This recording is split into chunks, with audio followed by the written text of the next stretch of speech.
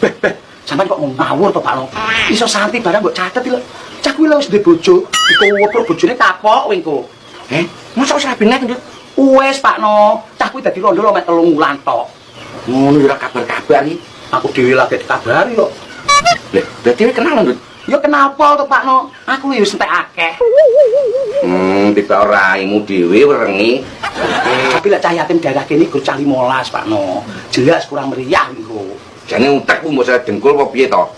Kene iki niat ngenekne santunan, kok mbok kon meriah rumah sampean kan dangdut apa piye?